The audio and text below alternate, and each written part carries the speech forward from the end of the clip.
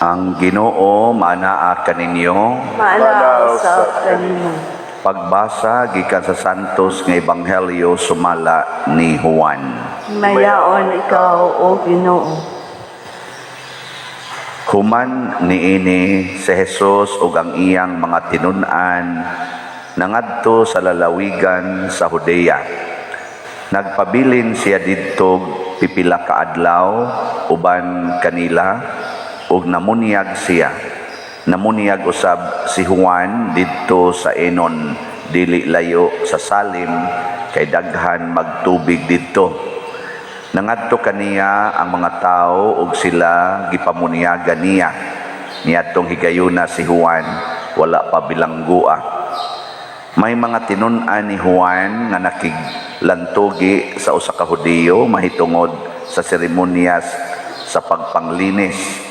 Busa miadto sila kang Juan ug miingon, magtutudlo, nahinumdom ka ba sa tao nga uban kanimo didto sa tabok sa Jordan nga imo ganing gihisgutan? Namunyag na siya karon ug nangadto kaniya ang tanan. Si Juan mitubag, walay tao nga makahupot og bisan unsa gawas kun ihatag kini sa Dios kaniya. Kamo mismo maoy akong mga saksi nga ako miingon nga ako dili mao ang Mesiyas, apan gipadala ako pag-una kaniya. Ang pamanhonon mao ang tag-iya sa pangasawunon. Ang higala sa pamanhonon maghulat kaniya ug malipay siya inigkabati niya sa tingog sa pamanhonon. Sa ingon niining paagiha, mahingpit ang akong kalipay. Kinahanglan siya muuswag ug ako muus-us. Ang Ebanghelyo sa Ginoo. Dayon ikaw o Kristo.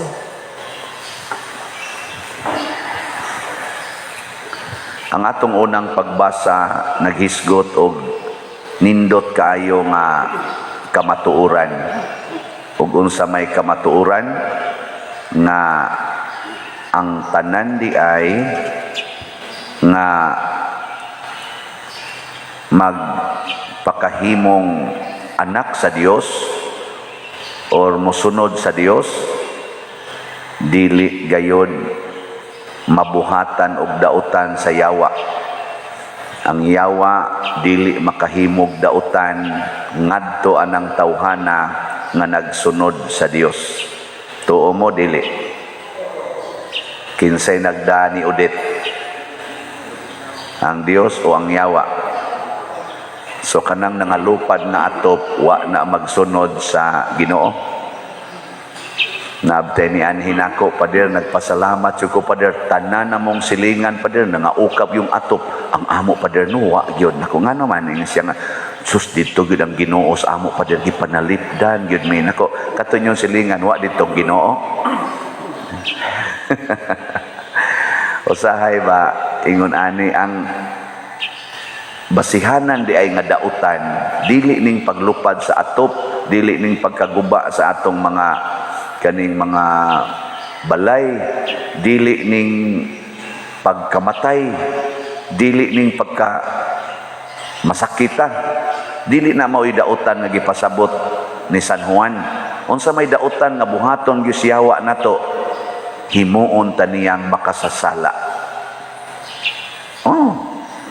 Mao nay pinakadautan ug mao ra ginay tumong siyawa. Nya kaning mga kuan, kaning iyang gipanghimo nga mga lagpot atong atop, mga guba, maigo taan ng dagko kayong bawod, mga baybayon, mga balay sa baybayon giwash out, mga balay kilid sa sapa na wash out. Kuan ra na siya kana ganing supporting events. Pero ang pinakadako gyud kaayo nga misyon sa yawa mao ang paghimo natong makasasala. Nay sige ko no, lingi ako no na imong tupad. Ing na kaysa wa. Ing na ko no. Ing na. Hoy, lingi ana yung tupad ba na kaysa wa. Nya moingon gani naaoy sa kuha ka siyawa. Pero bisan pag ganing makuha na ta siyawa, kanang makuha na ta siyawa ba? Makasaha na ta. Ni distinguish pag yung duha ka sala si John. Unsa may duha ka sala? Na ako noy sala nga ikamatay, naa sa sala nga dili ikamatay. Nya kun makakita kuno kas imong isig ka magtotoo nga nakasala og dili ikamatay, ampuin na mawa ra kuno ng salaa gikan anang tawhana. Pero ang sala ganin niya ikamatay, ayaw na lang kuno ampo kay patay naman gina. Nya unsa man ang sala nga ikamatay? Unsa man na? Ato nang gitawag og mortal sin. Unsa man ang sala dili ikamatay, gitawag na nato sa atong doktrina og venial sin. Usbag lingi imong tupad. Ngina, unsa man ang imo ikamatay o di ikamatay? Sige, pangutana na. May man ang magtinabangay ta. Sa ato pa di ay magtinabangay ta nga dinhi aning kalibutan na ang ato untang sala dili ikamatay. Makasara magyugha ta kanang dili ikamatay pananglitan asawa mamakak ngadto sa bana nga wa siya'y kwarta, makamatay ng sala o dili? Ang bana mamakak sa asawa nga wa gyud kuno siya'y kabit bisag naa, ikamatay na o dili? Patay na. Ikamatay na. Imong anak namakak nga wa gyud kuno siya mosuyop bisag sige gyud suyop, ikamatay na dili? Ikamatay na. Ana kay grabe mag-epekto. Unsa man ang kasala ikamatay kana bang grabe og impact ba? Asawa nakigbuwag sa bana nya din agyod makiguli. Unsa man na ikamatay na dili? Patay na siya. Bana gibiyaan ang asawa kay nitipon og laing babae nya din agyod makiguli. Unsa man na ikamatay na dili? Patay. Pare nakigtipon sa adili silingan lang di silingan. Pare ning kuot-kuot ngadto silingan nya di gyud motugan, ikamatay na dili? Patay. Pare nagtext sa madre og I love you, ikamatay na dili? Dili, di na ikamatay. Di oy wa sa kamuno patyon sa inyong pare sa I love you ko magunagod greetings manguna sa Ginoo. Di ba? Mga hinigugma kong kaigsuonan, di ba? Ano na? Kamu sa nupat yun sa inyong pare. Sa Kristan, manguha sa kolekta, ikamatay na, dili. Dili. Pero kung usbag kuha, patay. Gikan simbahan, paggawas, gilibak ang pare, ikamatay na, dili. Dili.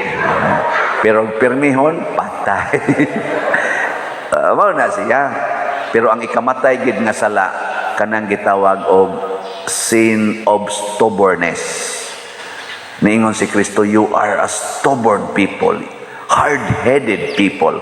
Kana batang mga tao nga i-justify ang iyang sala, dili ang kunon ang iyang sala, mao ginay tinuod nga ikamatay nga sala. Bisag pamakak ra na, bisag tan-aw-tan-aw ra nag-porn, pero dipinsahan gyud. Moingon gyud ba nga di gyud mo angkon ba? Musabot ra ng Ginoo eh. Kaaktibo na ko simbahan, kadaghan ako gidunit. Kana patay gina stubbornness, stiff-necked people. Lingi ana imong tupad. Last na lang ning lingi. Ingna unsa man ka hard-headed ka, dili. Ingna patay gina. Bisag gamay sala nya imo ginang ikip. Gamay rabitan ning sala, okay ra ni sabot lang Ginoo, you are now stubborn, stiff-neck. Kay niingon diri nga bisan unsang buhata nga di maayo sala, ingon si San Juan. Nya ni ay gi-warning, permisa nina kung isulti ninyo, na usahay di kita mutuo ani. Niingon diri ang tibuok nasayod kita nga iya kita sa Dios og nga naulipon sa yawa ang tibuok kalibutan. Pasabot ang kinidiing kalibutan ulipon ni siyawa. Kuyaw kay nang kamatuoran na. Kinahanglang masayod kita nga ang kalibutan, ulipon sa yawa. Nyag mo sugod na taghigugma ni mga butang sa kalibutan, kuha kita siyawa. Muna diri sa atong ebanghelyo, si San Juan nga magbubunyag nagpakita og nindot kaayo nga batasan unsaon pagbuntog ang yawa. Magsugod gyud sa kasing-kasing og hunahuna. Unsaon man kinahanglan masayod gyud ta nga dili kita Dios. Di gid ta magpaka-Dios-Dios. Si San Juan gi-honor na ba is mga tao, gatuo sila siya na ang Mesiyas, siya na ang pinadala sa Dios. Pero giklaro gyud ni Juan, ako nisulti na ko niyong daan ha, nga dili ko maoy Ginoo. Unya malipay kaayo ko makadungog siyang tingog. Muna pag-ingon, katong imong gibunyagan nga niingon ka mao kuno toy Ginoo. To na namuniyag na niya ang mga tao nangadto niya. Unsay gitubag ni Juan, wa siya maselos. Unsa may iyang giingon? Kinahanglan siya muuswag ug ako muus-os. Humility. Maubita na nga kana bitang atong mga kaigsuonan nga batid kaayo aning Biblia, ma-Protestante man or makatoliko. Sa Katoliko gitawag na nato sila Catholic Faith Defender, nya sa Protestante sad mga debater nana. Ang ganahan man ko na maminaw kanang magdebate-debate, kanang magsigig sinukli ay og pamalandong, okay kay na. Pero ang ako lang gid anang gikahadlokan og mahimong intellectual pride. Kanabang garbo na kay niya nga suhito siya sa tanang Biblia, tanang bersikulo memorize, tanang doktrina simbahan memorize, nya di na mo tuog pari, di na mo tuog kuan kay siya na gid mo sakto. Kana patay gina, ulipon gina siyawa. Bisan pagpari na, bisan pag-obispo na, bisan pag santo papa na, unya siya na mo sakto. Din agid siya mo paubos, di na siya maminaw sa tinuod nga gitudlo sa simbahan, patay ng kutawhanan na. Intellectual pride. Mao na ikuyaw, mao na inigdool nga ko, pader, unsa imong opinion ani pader? Nagkalalis man sila. Nako time sa mag-istorya sa ta. Unsa may tumong aning imong pagpangutana nako haron imo sa kung patampuhon anang inyong lalis? Ang akong pangutana ingno din ako sila, sa imong pagbarog aning maong baruganan, makada ba nimo padong sa Ginoo o makapalayo? Kay makapalayo hunongon tani. Pero ang mga Protestante, moingon sila, ngilad ng pagsimbag Dios-Dios. O mo na ilang gibarugan, kana mga larawan. Ilan ang baruganan, ngilad ko na. Kitang mga Katoliko, migamit sa tag mga larawan. Ato sad na. Pero ang pangutana, sa paglikay, sa paggamit og mga larawan sa mga Protestante o kanang ubang mga sikta diha, nakapaduol ba na nila sa Ginoo? Nakapahimo ba na nilang suod sa Ginoo? Ug moingon sila, yes, okay. Padayon mo ni ana. Kay naasad mo diha kuhaas Ginoo aron maduol mo sa Ginoo. Sa ilang pagsalikway sa mahal nga Birhen Maria, nga ginganlan pagay nila og prostitute ang mahal nga Birhen sa pipila ka mga sikta. Nakapaduol ba na nila sa Ginoo? Og nakapaduol? Yes, musabot ra gyud Mama Mary ana. Mingon ra ginas Mama Mary, ang importante maduol mo sa akong anak, bahala nag-inyo kong isalikway. Di ba? Muna mo ko, congratulations, og naduol ka sa Ginoo. Nya kita sa atong paggamit og larawan, nakapaduol ba ni nato sa Ginoo? Ha? Naduol mo sa Ginoo o nalayo? Gusga. Say klaro dahil ninyo, may pagkwaotan na larawan din eh. Ako, personally, mo claim ko, nakapaduolin ako sa Ginoo. Unya, unsa may resulta? Padayonon ko ni. Bahala, nagpatyon ko. Kaya nakapaduol man ako sa Ginoo. Din alam ko makiglalis ni mo. Kaya kung magsigit taglalis, kinsay sakto nato, nag-away na noon ta, nagbinungulay na ta, na, kuha ta siyawa. Di ba? Di ba no? Ana na siya. Nakaron, unsa may timaan nga duol tas Ginoo, mag-anam og kawa ang atong sala. Kay matod pa diri ni San Juan, nasayod kita nga walay anak sa Dios nga magpadayon sa pagpakasala, kay manalipod man kaniya ang anak sa Dios nga mao si Jesucristo, ug ang yawa dili gayon makahimo kaniyag dautan. Pasabot, ilhana na nato nga maduol sa Ginoo, kay din ang magpakasala, din amang libak, din amanaot, din amamakak, din amang lupig, din amang urakot, di na magsigig hubog-hubog, di na mangabit, di na magsigi og kanaganing dumot, di na magsig pangangkon anang yuta, di na magsigig pangural anang mga agianan, di na magsigig parking anang mga agianan. Ana, ang iya ng concern, ang kaayuhan na sa iyang isig katao, bahala na siyang magkalisod-lisod. Mao na nay tinuod nga duol sa Ginoo. Di ba? Ang tutok pa muna ko. Kung kitang tanan duol na tas Ginoo, matuman ang pangandoy or ang gisulti sa atong tubag sa Salmo. Unsa may gitubag sa Salmo? Ang Ginoo nalipay sa iyang lungsod. Ang Ginoo siguro di kong nalipay sa namalit na tugslats. Oh, last din nato karon sa pagpamaligya sa DOPS SBFMM, pero nalipay gyud ang Ginoo, no? Bisan pa og nagbagyo giagian tag-udit, o karon ang atong halin niabot nag 6,185 slots. Oh, di ba? Dindot ani. Niya mapunan pa gid ni karong adlaw, moabot na siguro nig mga 10,000. O di pating lipayas Ginoo, di ba? Ngano man ato ning gamiton pagtabang, gabi gamiting ni sa PPC, Pastoral Council, Finance Council, para sa atong umaabot nga pista o mga kalihukan. Giapil na mo pag-discuss unsaon pagtabang kining atong kaigsuonan, nawa na roy mga atop, wa na mga panimalay kay nabungkag na malandong mi anay asam tag kwarta. Ato lang bana-banaog makagamit ba taning ato rong nadawat sa mga donations, ana ta manguha diha bisag ginagmay lang gud, unahon lang gid natong labing lisod.